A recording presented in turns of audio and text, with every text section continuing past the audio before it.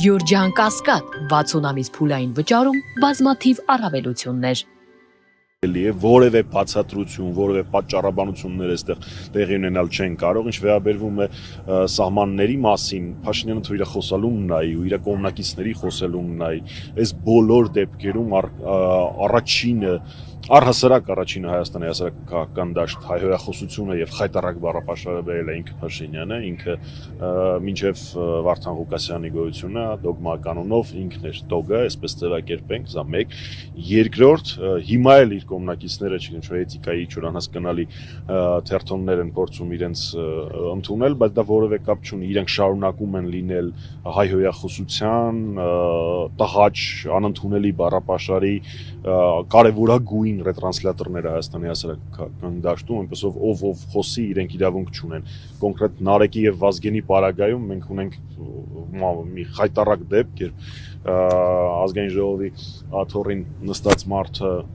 հայհոյում է տղաներին, տղաները պատասխանում են իրեն եւ իր իսկ դիմումի հիման վրա հայտնվում են անազատության մեջ, նույնը կարելի է ասել նաեւ 168-ի նկատմամբ ծավալված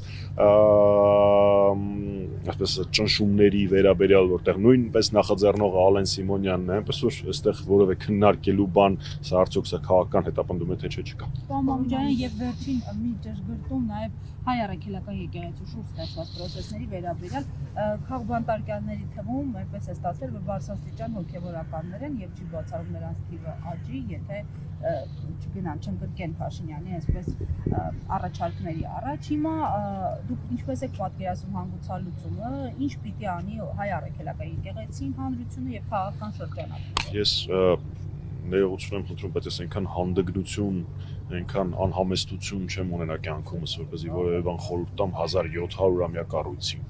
Ինչպես որ որոշի հայ առաքելական սուրբ եկեղեցին եւ դրա առաջնորդ վեհապար հայրապետը, մենք խոնարհաբար կկատարենք մեր պարտականությունները, սիրով ընդ որում, պարտականություն բառը այդքան էլ լավ բառ չի, որպես հավատավոր քրիստոնյաներ, մեր առաքելական եկեղեցու հետևորդներ։ Ես հատուկ չսկսեցի նշել, բացի մեր սրբազան հայրերից, բացի մեր պայքարի ընկերներից սրբազան պայքարի շրջանակներում Նարեկից, Վազգենից, Դավիթից, բարերար Սամվել Կարապետյանից հատուկ չեմ նշում անունները, որովհետև շատ էական է, որ բոլորի անունները հաշվեն։ Բոլոր քաղբանտարկյալների համար անհրաժեշտ է պայքարել, անհրաժեշտ է անդադար հնչեղություն հաղորդել այդ հարցին, թե ներքաղաքական եւ թե մեր միջազգային գործընկերների համար, որովհետև այդ մարդիկ մեր փոխարեն են ազատության մեջ։ Իրենք անձեր չեն, դա պայքարի եղբայրության պայքարի նկատմամբ բռնաճնշում է եւ անձերի ընտրությունը այստեղ բացարձակեական չի, իրենց փոխարեն կարող են լինել մեզանից յուրաքանչյուր։ Պարոն Համիջանյան, մենք մարդու իրավունքները սովորաբար կապում ենք քաղբանտարկյալների հետ, բայց մարդու իրավունքների պաշտպանության լոզունգներով եկած այս իշխանությունները օրվա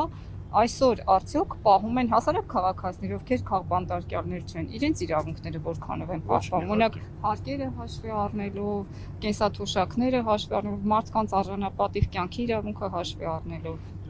Գիտեք, ձեր հարցը այնքան լայն է, որ հնարավոր է նույնիսկ սկսել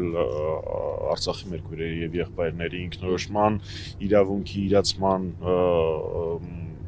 իրացմանը խանգարելուց ու այսպես շարունակել երկար ժամանակ։ Իհարկե մեր երկրում Փաշինյանին հետաքրքրում է բացառապես իր աթոռը,